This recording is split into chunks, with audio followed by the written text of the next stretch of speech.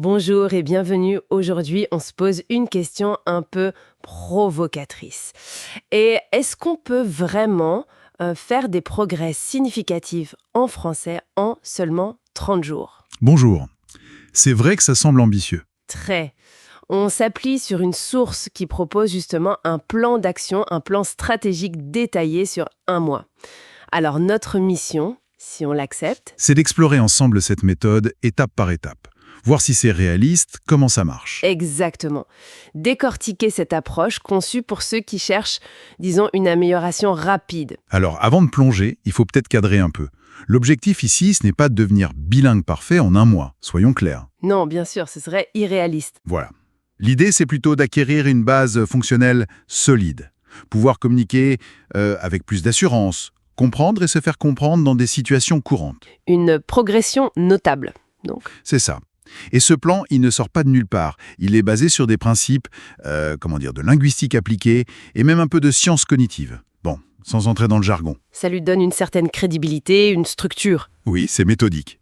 Malgré l'ambition du délai, la structure est là. C'est ce qui est intéressant. Bon, alors attaquons la première phase. Jour 1 à 7. Les fondations. Pourquoi commencer par là et surtout par la prononciation? Mais parce que c'est souvent la première difficulté en français, non? Les sons qui n'existent pas dans d'autres langues. Ah oui, les fameuses voyelles nasales. Le an, le on, le un. Et puis les liaisons, les lettres qu'on ne prononce pas, c'est un vrai défi au début. Tout à fait. Donc le plan suggère de s'y attaquer de front.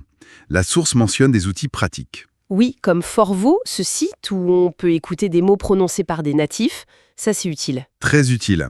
Ou même RhinoSpike pour avoir du feedback personnalisé. Et pour les plus motivés, il y a l'alphabet phonétique international, l'API, Ah, l'API. pour comprendre comment les sons sont formés. C'est peut-être un peu technique au début. Un peu, mais ça peut débloquer pas mal de choses.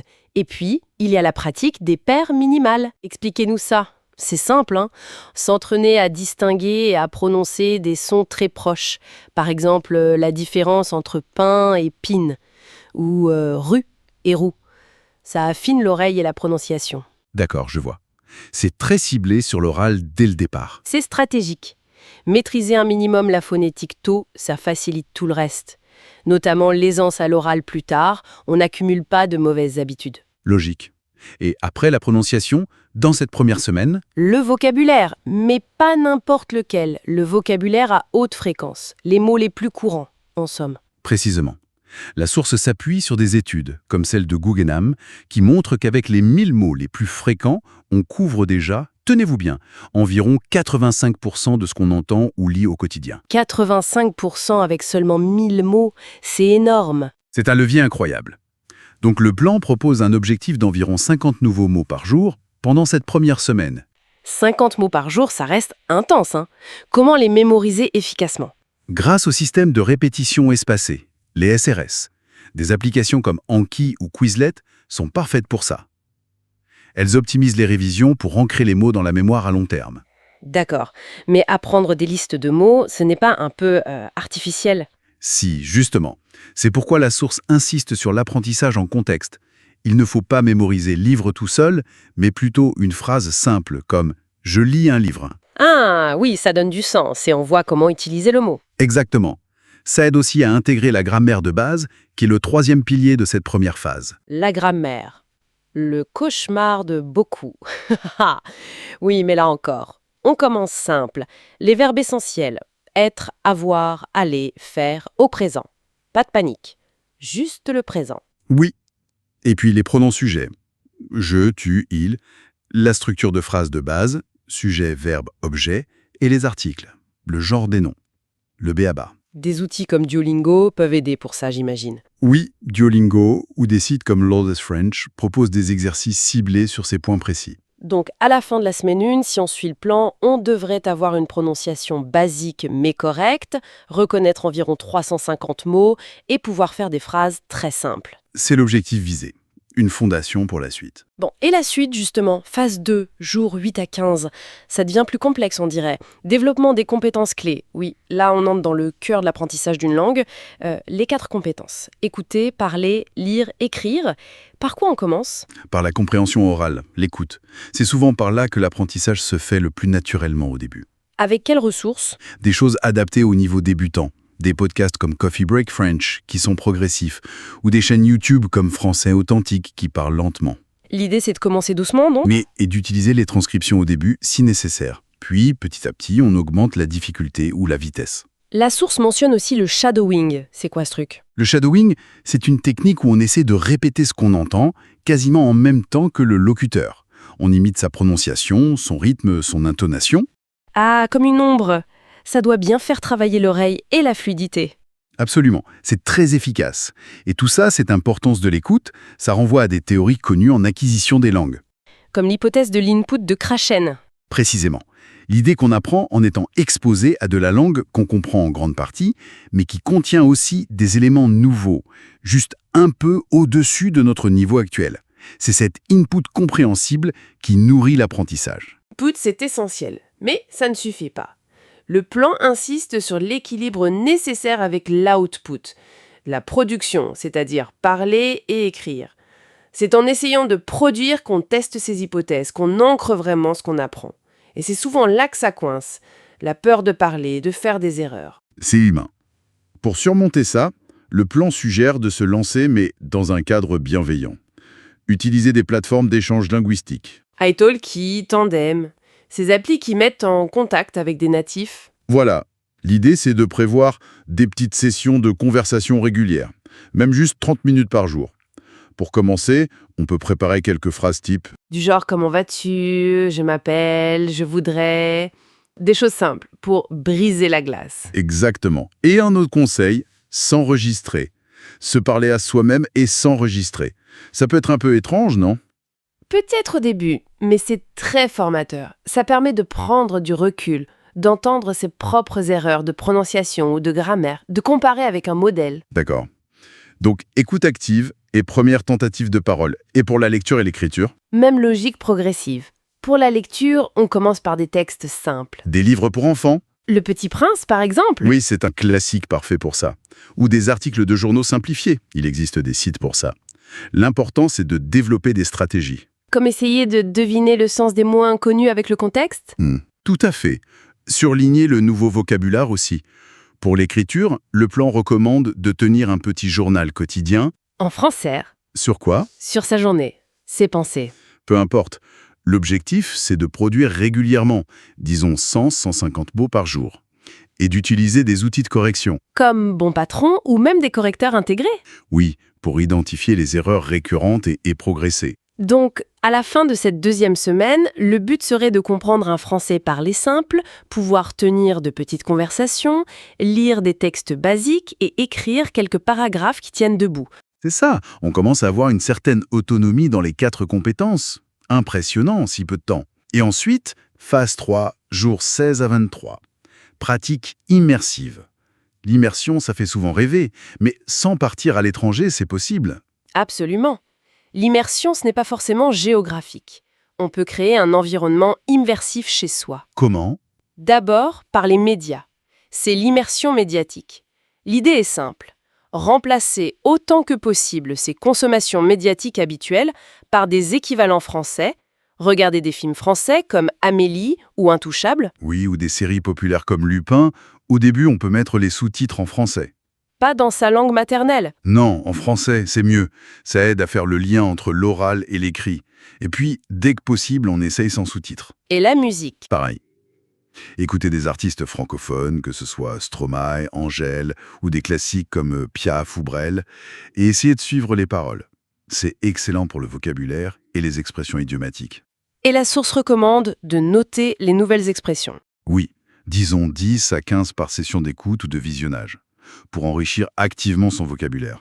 Cette immersion médiatique, au-delà de la pratique, ça a d'autres bénéfices? Oui, il y a des bénéfices cognitifs. Des chercheurs comme Patricia Kuhl ont montré que l'immersion intense peut améliorer la plasticité du cerveau. Le cerveau devient plus apte à traiter rapidement les sons et les structures de la nouvelle langue.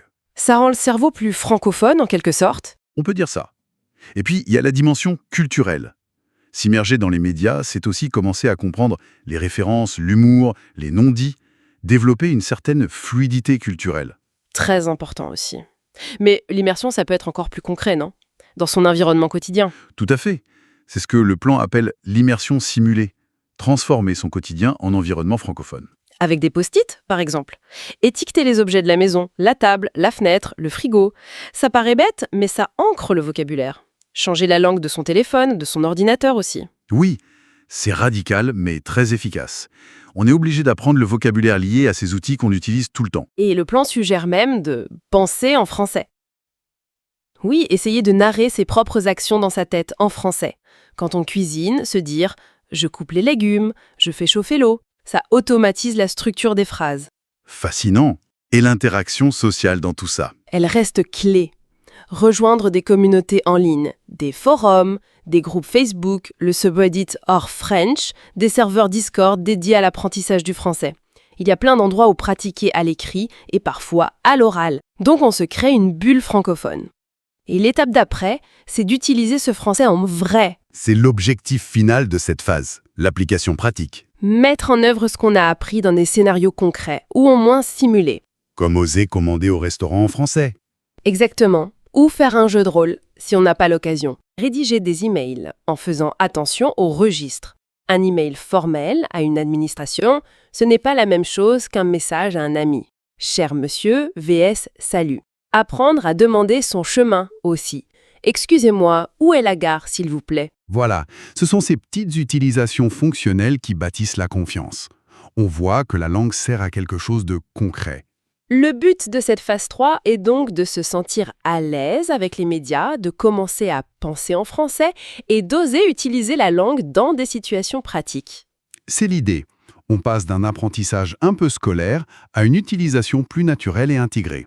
On arrive à la dernière ligne droite, phase 4, jours 24 à 30, la consolidation. Qu'est-ce que ça implique? Là, il s'agit d'affiner, de peaufiner, et surtout de travailler spécifiquement sur les points faibles qu'on a pu identifier lors des phases précédentes. Grâce à l'auto-évaluation ou au feedback des partenaires de conversation ou quoi? Oui, si on bute encore sur certains sons, on peut y revenir avec des outils plus précis comme l'application Elsa Speak qui analyse la prononciation. Si c'est un point de grammaire qui pose problème, Le subjonctif par exemple, ou la différence entre passé composé et imparfait. les grands classiques. Exactement. On va chercher des ressources dédiées, des explications claires, des exercices ciblés. Des plateformes comme Link ou FluentU peuvent être utiles pour ça, car elles permettent de travailler sur des contenus authentiques. Ce travail sur les points faibles, c'est ce qu'on appelle la pratique délibérée. Tout à fait. C'est un concept développé par Randers Ericsson. L'idée, ce n'est pas juste de pratiquer pour pratiquer, mais de le faire de manière très ciblée, en se concentrant sur ce qui est difficile pour nous, en cherchant activement à dépasser ses limites actuelles. C'est ça qui mène à la maîtrise. Il faut identifier les difficultés et l'attaquer frontalement. Précisément. Et idéalement, avoir un retour d'information pour savoir si on progresse dans la bonne direction. Cette dernière phase vise aussi à développer l'aisance, même sous pression. Comment on simule ça? Le plan propose des exercices un peu plus exigeants, par exemple, des conversations chronométrées. Sur Italki, par exemple, essayer de parler 5 minutes sans s'arrêter, sans chercher ses mots. Voilà, où c'est fixé un temps limite pour rédiger un petit texte sur un sujet donné. Disons écrire 200 mots en 30 minutes sur « Pourquoi j'aime la culture française ». Ça force à mobiliser rapidement ses connaissances. Exactement. Ou encore lire un article de presse assez vite et être capable d'en faire un résumé oral en français juste après. Pourquoi ces exercices sous contrainte? Parce qu'ils miment un peu les exigences de la communication réelle.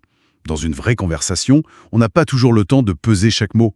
S'entraîner à réagir vite, à trouver ses mots sous une légère pression, ça renforce énormément la confiance et la fluidité. Je vois. On se prépare au vrai monde. C'est un peu l'idée, oui. Et on arrive au jour 30, la fin du sprint. Qu'est-ce qu'on fait? On souffle. On souffle, oui. Mais c'est aussi le moment de faire le bilan. Mesurer le chemin parcouru. Comment? Une idée suggérée est de s'enregistrer à nouveau, peut-être une vidéo de 5 minutes où on parle français. Comparé avec le point de départ peut être très motivant.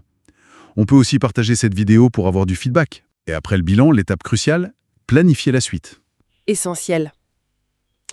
L'apprentissage d'une langue, ça ne s'arrête jamais vraiment. Il faut établir un plan à long terme pour maintenir et continuer à développer ses acquis. Fixer de nouveaux objectifs, maintenir une conversation par semaine, lire un livre en français par mois. Oui, ou peut-être viser un examen officiel comme le DELF pour avoir un objectif concret et certifier son niveau. Et bien sûr, la source suggère de célébrer. Ah, ça c'est important. Célébrer l'accomplissement. Se faire plaisir. Cuisiner des crêpes, Regardez un film français sans aucun sous-titre cette fois-ci. Marquez le coup. Alors, si on essaye de synthétiser, qu'est-ce que tout cela signifie, ce plan de 30 jours finalement? Il faut être clair, il ne promet pas de magie. On ne devient pas parfaitement bilingue en un mois. Non, l'objectif, c'est d'atteindre un niveau fonctionnel, une capacité à utiliser le français avec une certaine confiance dans des situations de la vie courante. C'est ça. Une commande fonctionnelle et confiante. Et les clés pour y arriver, selon cette approche, ce sont vraiment la cohérence. La régularité, jour après jour. Voilà. La pratique délibérée, c'est-à-dire travailler intelligemment sur ses points faibles, et puis l'immersion, qu'elle soit réelle ou simulée. C'est un programme intense, mais structuré. Très structuré. Et ça me rappelle une citation d'un linguiste qu'on a déjà évoqué indirectement, Pollination. Il dit souvent « L'apprentissage des langues est un marathon, pas un sprint ». C'est une bonne image. Oui, mais on pourrait ajouter que ces 30 jours intensifs, s'ils sont bien menés, peuvent constituer un formidable coup d'accélérateur au début de ce marathon. Un excellent départ.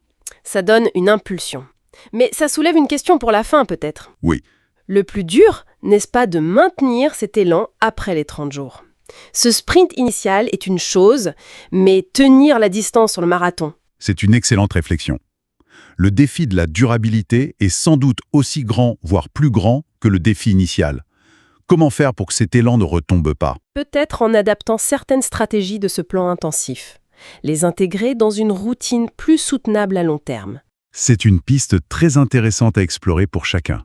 Comment transformer ce boost en une pratique continue et épanouissante? Une question à méditer. Thanks for joining us. If you enjoyed this episode, please subscribe, like, and share with your friends.